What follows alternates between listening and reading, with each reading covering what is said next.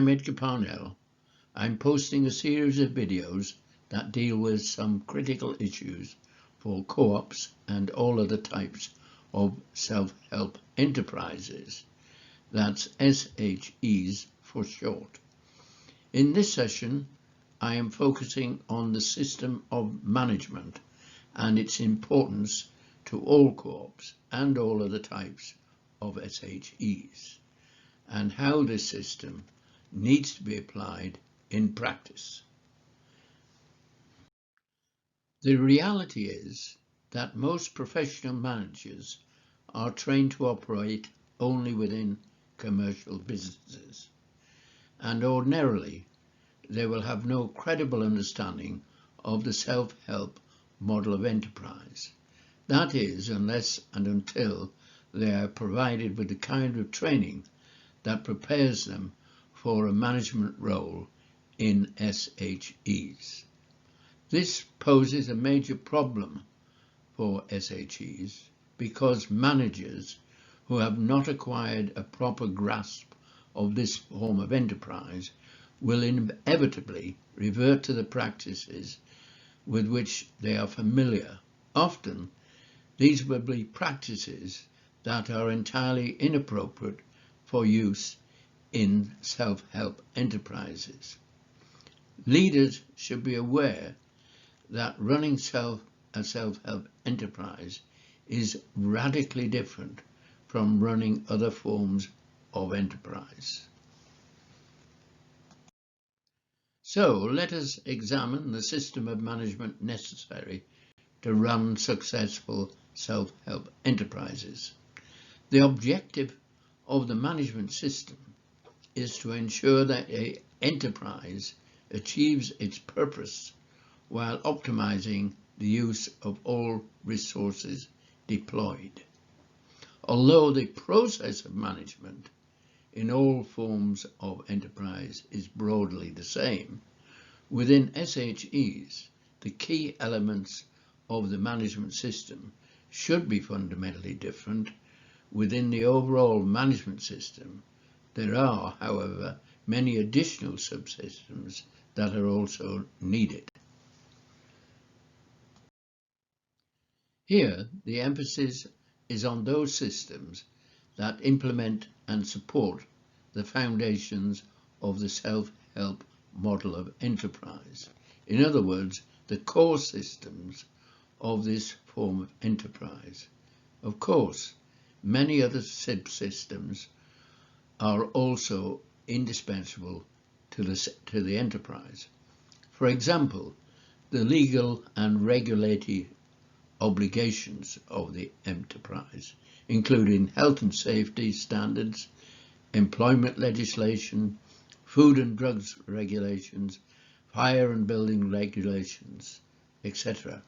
Many of the subsystems needed will vary according to the enterprise's specific markets and their industry standards.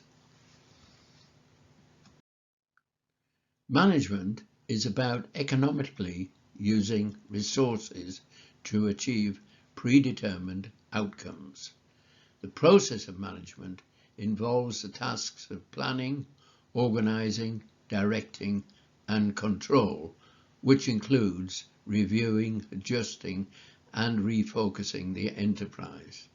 This process follows a recurring cycle. The management process in all forms of enterprise should prioritize ensuring that the enterprise remains fully sustainable, viable, solvent, and liquid. Otherwise, all other actions become futile because an enterprise that is financially unsound will soon cease to exist.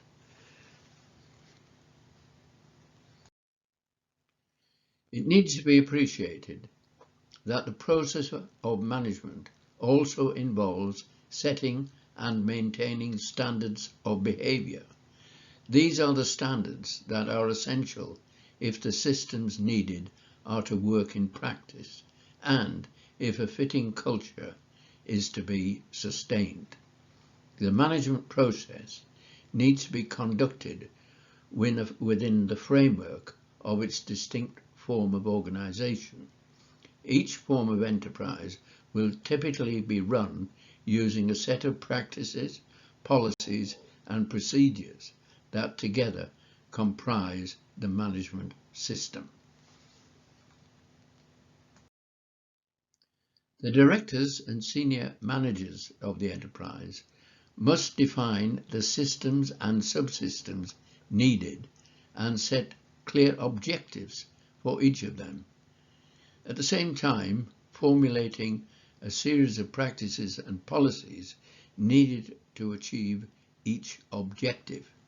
It's essential that the overall system and every subsystem is compatible with achieving the purpose of the enterprise and is compliant with the 10 foundation practices of self-help enterprises as described in my video, Understanding the System of Organization. These essential subsystems are interdependent and need to work together to achieve the purpose of the enterprise. These include those for implementing the market intervention strategy, the organization and optimal use of resources, planning and control, financial management and accounting, performance management, remuneration and rewards, people development, succession planning, risk management, and regeneration.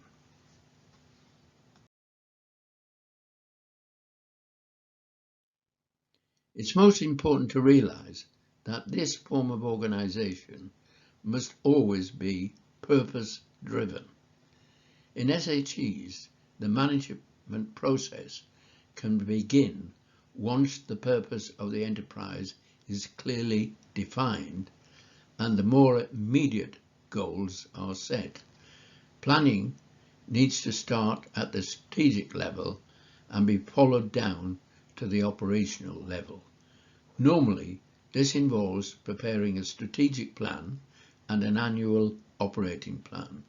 Thereafter, the systems to implement these plans and to control their progress will be activated. This process will, of course, be repeated at least annually. The market intervention system must include all the practices necessary to implement the strategy. SHEs cannot be content with producing a surplus or maximizing profit or simply ensuring the economic survival of their enterprise. Instead, they need to fulfill their purpose and maintain their viability, whilst at the same time making the most productive use of all resources deployed. The system for establishing the market intervention strategy includes fully involving the membership in the process and collecting and reviewing all relevant market intelligence, which feeds in to the process of forming a strategy. It also often requires systematically combating the misinformation and trickery that often allows existing players holding power in the market to exploit the disadvantaged parties within the market. My video, Developing Market Intervention Strategies, outlines the process required. This process needs to be completely integrated with the overall management system, especially with the systems of performance management and the remuneration and rewards system. All forms of enterprise, including SHEs, compete in the market for the resources they need to run their enterprise, and SHEs need to pay the market price for all the resources that they use within their enterprise, perhaps except for labour, if they can call on members of the enterprise to work as volunteers. All assets deployed need to be utilised so that the costs associated with their use can be fully covered by the income arising from the activities of the enterprise. Resource optimisation demands the routine measurement of the productivity of all resources and the comparison of this data against the relevant criteria. Comparative data can be measured against past performance by internal comparisons, such as between different departments and outlets, and, most importantly, by benchmarking, which means using data exchanged between similar enterprises. Defining objectives and measuring progress towards their realization should be a priority for all forms of enterprise. The system for planning and control aims to help set the direction the enterprise shall travel in and what outcomes are to be achieved along the way. SHEs must concentrate on deciding and delivering those outcomes that will meet the needs of the membership. The planning and control system needs to be member-centered, and the methods deployed must be both inclusive and democratic. The planning process in SHEs is not a top-down activity, but a two-way process. The control system must measure what progress is being made towards the strategic aims and meeting the specific goals set out in the plan. It needs to show any deviations from the plan and highlight where corrective measures are needed to revert to the plan, or where conditions have significantly changed to flag up the need to replan. Accounting is the process of communicating financial information about an enterprise to its owners, users, and other stakeholders. This information is set out in financial statements and management accounts that show, in money terms, the economic resources under the control of the management and how and where these are deployed. The accounting system within an enterprise has three essential functions: the preparation of periodic financial statements, the presentation of management information that directly aids in decision making, as well as facilitating the auditing process. Whether the enterprise is simple or complex, the main aim of the accounting system is to keep the enterprise running smoothly. It's difficult to make informed decisions without exact accounting information that allows us to see where the enterprise stands, where it has been, and the trends that can help us to know where it's heading.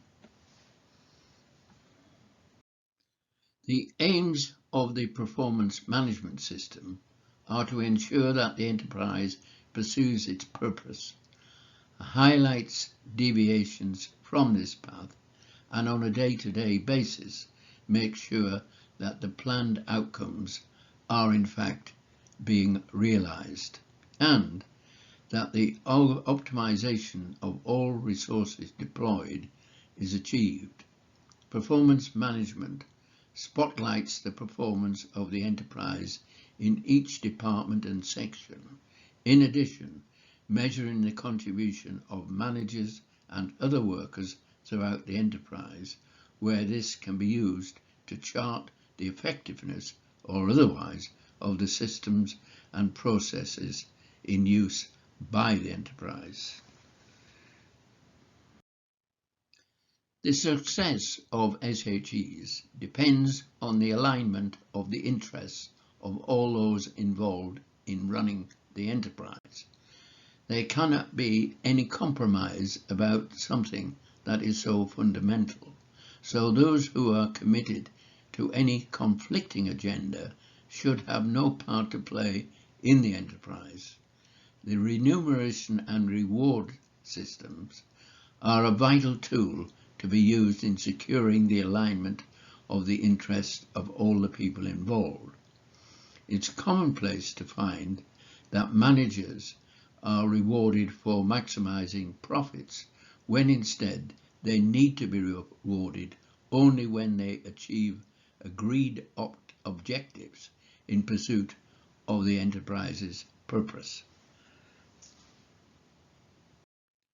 Probably the single most damaging mistake made by leaders of SHEs has been their unwillingness to invest sufficiently in developing the people involved in running their enterprises.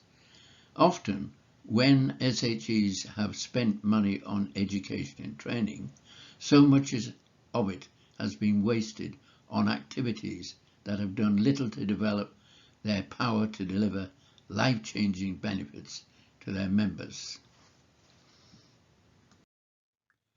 Succession planning is a process for finding and developing people with the capability to fill key posts, including all leadership roles in the enterprise.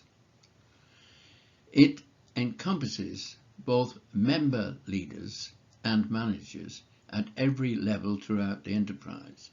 The system must be designed to nurture the enterprise by making sure that enough people with the required competencies and qualities are available to fill all key roles in the organization as and when the need arises.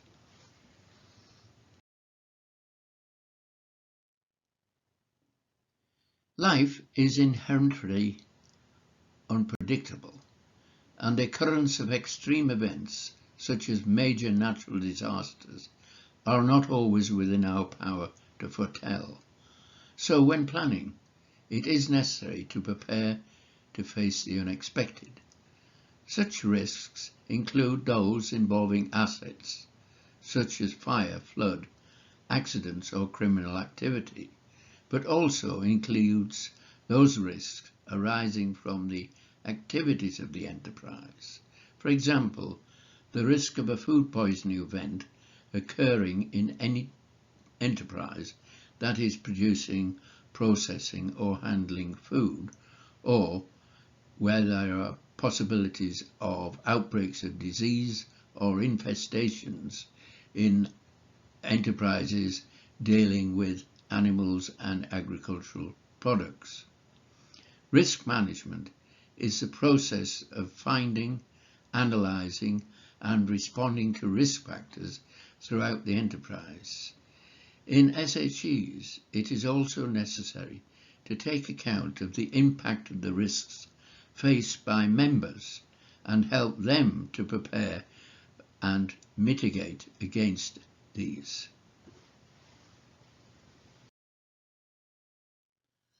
The aim of the regeneration system is to ensure that the organization changes whenever necessary to maintain the enterprise's relevance to both current and prospective members. The practices needed to achieve this aim will include a variety of measures. For example, policy audits regularly conducted to ensure compliance and to discover where changes are needed. The design of all systems must include the provision for their systematic review. This diagram seeks to illustrate the overall management system required in SHEs. The strategic planning process starts with the assumption that regeneration will become necessary and needs to be considered as the plan progresses. A key task of the oversight body is to scrutinize the strategic plan to confirm that it makes adequate provision for regeneration. The next video in this series is Reinventing Self-Help and Mutual Action. This explains the importance of rediscovering and reinventing the practice of self-help and mutual action, and how the application of this concept drives all genuine self-help enterprises. Please check out my website, Co-oppundit.org, for more information. All the explanations and details of the practices required to implement the co-op and self-help enterprise model are set out in my book, Enterprises That Change Lives. Please visit my website to get this book or find it on Amazon Books websites. You can download a copy of this important book from as little as UK pounds £2.99 or US dollars $3.99, or get a paperback version mailed directly to you in many different countries. Thanks for watching. I look forward to you joining me for another session soon.